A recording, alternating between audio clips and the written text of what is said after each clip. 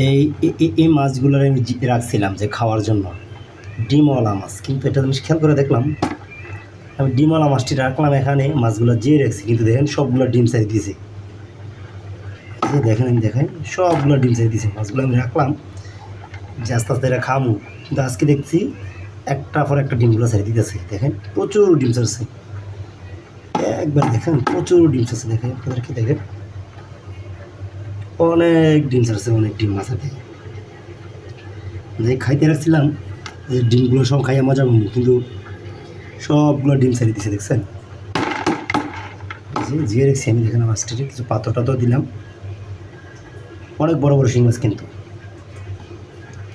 ডিমগুলো পাড়ালে যেন কী করা যায়, ডিমগুলো প্রচুর ডিম, অনেক ডিম পাড়ি রাখছে নিচে।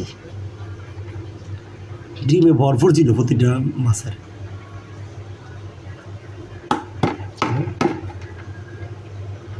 দেখেন ডিম আর ডিম।